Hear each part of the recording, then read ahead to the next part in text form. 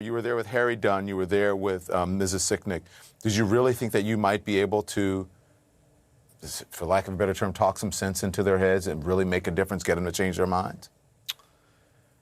No, I mean, again, like I went there to support Mrs. Sicknick as a police officer.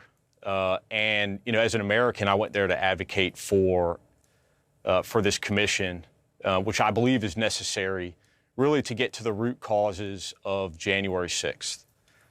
I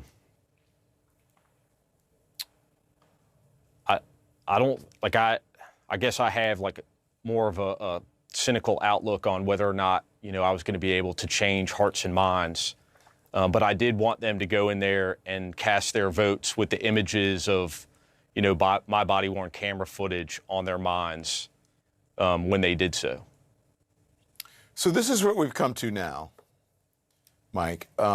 We have reporting from the New York Times, Maggie Haberman, that the former president is claiming that he is going to be reinstated by August, while his former National Security Advisor, Michael Flynn, as I've been reported, said the coup should happen here. He's walking those comments back somewhat, but as someone who almost got killed fighting this mob, are you worried that this could incite another one or something similar? Oh, absolutely. I mean, again, this is the exact type of rhetoric which ultimately resulted in, you know, the attempted insurrection at the U.S. Capitol on January 6th. You met with Congresswoman Liz Cheney, someone attacked for speaking the truth about the insurrection. Do you feel comfortable sharing any part of your conversation? Can you please talk to us about it? Yeah, I mean, again, like we've talked before, I'm not here I don't endorse politicians, but I do endorse people. And, you know, Liz Cheney is someone who early on has been very gracious towards me and my family. And I respect that. And I also respect the fact that, you know, she continues to talk the truth about what happened on January 6th, despite, you know, losing her job. Yeah. While you were on Capitol Hill talking to senators, were you were told, I'm sure, that Mitch McConnell was calling his colleagues saying to vote against the commission as a personal favor to him. How'd that make you feel? I mean, I was absolutely sickened.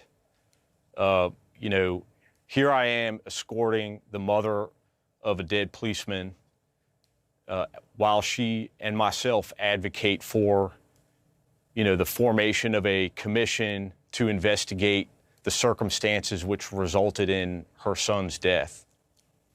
And you have a leader on Capitol Hill who's making phone calls asking for personal favors and doling out political capital to push for, you know, a no vote on that commission. It was absolutely disgraceful. So I've had a lot of conversations post January 6th, and really where I've come to is that, you know, we ultimately, Americans, are responsible for our country going forward. In a lot of cases, we can't look to our elected leaders anymore. We need to make a decision, a conscious decision as to, you know, what type of country do we want to live in? And do we want to send people to Washington who espouse, you know, hateful, vitriol rhetoric and, you know, fear-mongering? Or do we want people that lead with or are guided by principles like honor, integrity, compassion, and empathy? I'd prefer the latter. And I know that, you know, in the future, I'll use my vote to send people like that to Washington. But it really starts with us as individuals. You know, one of the things that I've tried to do post January 6th is, you know, every interaction that I have with anyone that I encounter is to, you know, to be compassionate and to have empathy. I had a really interesting conversation with a reporter, Peter Herman from the Washington Post the other day, and he was talking to me about, you know, do I have concerns about returning to policing having experienced what I did? And does it make me an angrier person? Does it make me, like hateful against the people that injured me at the Capitol? And I actually feel like it's the exact opposite. I've become a much more compassionate person, and I, try to really just live my life that way. And I hope that,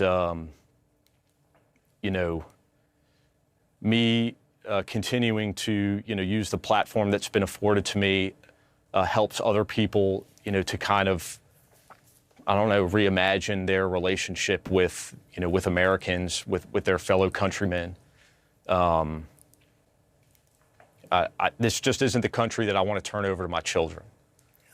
Yeah. Well, let me, you mentioned the conversation you had with them. Let's talk about what we talk about. And listen, I don't know if you want to share this or not, but these are the conversations that we have offline, off television.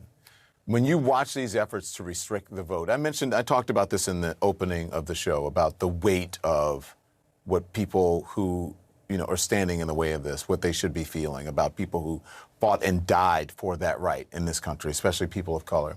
When you look at these efforts to restrict the vote based on the big lie, what do you see, Mike? Yeah, so, like we talked offline, it's a little outside of my wheelhouse, but hell, I'm an American, so, I'll chime in. I think it took us a long time to get to a place in a country where, we respected the ideal that, one man, one vote, and the idea that you would want to restrict anybody's ability to, to live that or to cast that vote is the most un-American thing imaginable. Yeah. Is that your phone ringing? It may be. You can stop it if you want, if you can get to it. So let's talk about Senator Ron Johnson. Senator Ron Johnson voted against the January 6th commission, but this is what he's saying now. Watch this. I'm doing my own personal investigation. I'd like to completely reconstruct what happened on January 6th so we have an accurate historical record. Mike, I heard you let him have it when you were there on the Hill. Can you share what you said? I don't know if I would characterize it as, having let him have it. You gave him a piece of your mind. How about that? I told him what happened that day. Again, like many of the senators that I went there to advocate before for this commission, I think most already had their minds made up. And so, there was like a lot of talk about like what type of question or, what answers was I looking for? And I really just saw it as a way to deflect from, ultimately the goal of a bipartisan commission which would look into like the root causes of the January 6th insurrection. Again, like most of the senators there, they were interested in, forced mobilization, like how our officers deployed that day, or they wanted to address, physical security concerns at the Capitol. That's all like fine and dandy. There's investigations that are going on. I'm sure that will address those factors, just like there's a criminal investigation, to investigate, the individuals who, committed acts of violence or destruction. But what I'm really interested in, what I was advocating for was, a broad look into what led us as a country to get to a point where, individuals felt that they were, their behavior was sanctioned to attack the Capitol. Yeah. You have been having conversations with the House Speaker, Nancy Pelosi. She is promising to get to the bottom of what happened on January 6th. Are you confident that the truth will come out?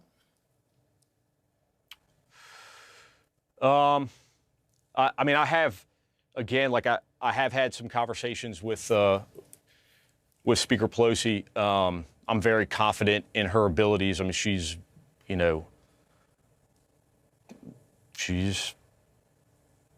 pretty damn amazing.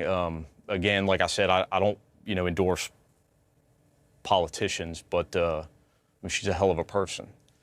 And yeah, no, I believe that that she's going to get to the bottom of this.